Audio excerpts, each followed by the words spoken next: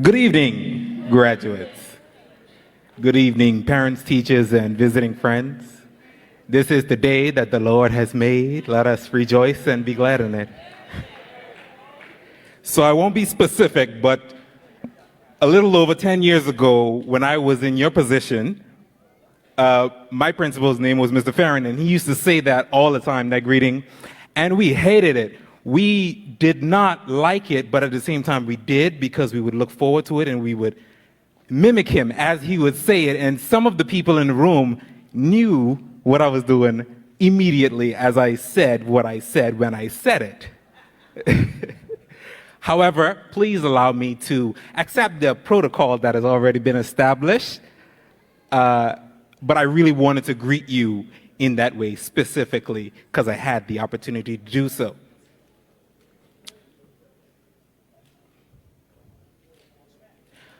Also, please forgive me, audience, if I turn my back ever so often, because I did not know that we would have this layout, and a lot of this is addressed to the graduates.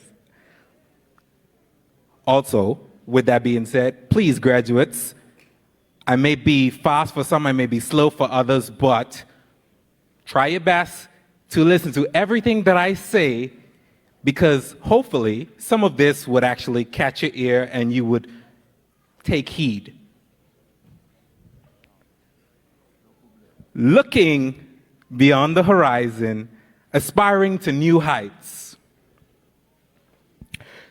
When the space shuttle leaves Earth's atmosphere, what we call the sky usually, that is actually the breaking point. This is where the thrusters have done their job to get the shuttle to this point, so they break away and fall back to Earth. Don't worry, parachutes are involved, so no one gets hurt in this process. I always said that the sky is the breaking point, not the limit. Ever since humans walked on the moon, the sky stopped being the limit. The theme of your graduation speaks to you specifically because those who have gone before you, myself included, have worked to the point which makes it more likely for you to go further than we did. In other words, we built the slingshot for you to be able to go beyond the horizon. It is not only possible, but is also necessary. I want the audience to look at the graduates, and I want the graduates to look at me. Raise your hand if you plan to go abroad for further education. Go ahead, raise your hand. Pay attention. Keep your hand raised if you plan to come back.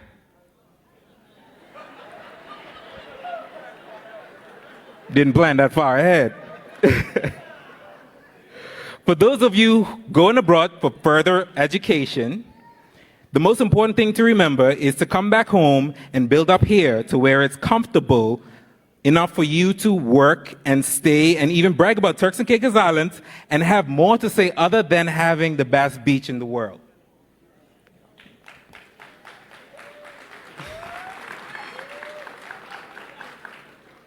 The Bible says in Ecclesiastes chapter 9, verse 10, "Whatever your hand finds to do, do it with all your might, for in the realm of the dead, where you are going, there is neither working, nor planning, nor knowledge, nor wisdom." This is the New International Version.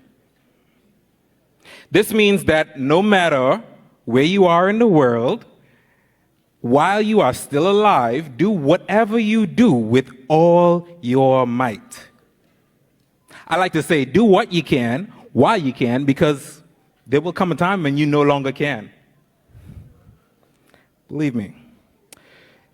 So for those of you who are not going abroad for further education, you too must continue on the path to be great here in the Turks and Caicos Islands and work towards your goals with all your might. They say that most people can't see past their horizons, whether that be physically or metaphorically. However, in 2024, there is no excuse for you. The technological advances are so great that news travels faster than you could perceive it sometimes. So, to look beyond the horizon would literally mean to look to the future. It could be tomorrow.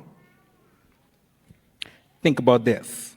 It is already tomorrow in some countries in the world right now, even though we are all looking at the same horizon. In other words, the world keeps moving, and so should you, no matter where you are physically. To aspire means to direct your ambitions towards something greater, better, or even simply achieving something new. Every one of you graduating here today possess the ability to aspire to new heights, and we all believe in you, so aspire.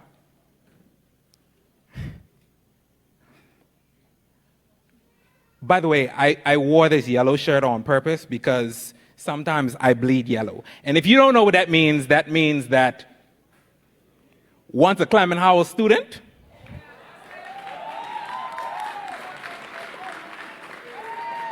back in the day we would say, tell your ma I say that. The most important thing to remember, if you forget literally everything I say, please remember this. When you were, sorry, I have to turn my back. When you were born, you were a human being. It's true. But wait. When you hit puberty, you were a human being. Yeah. And now that you are graduating, you're still a human being, but more importantly, you should also be a human doing. What should you be doing? I'm glad you asked that question that you asked. You should be looking beyond the horizon, aspiring to new heights. Now go with God and be great.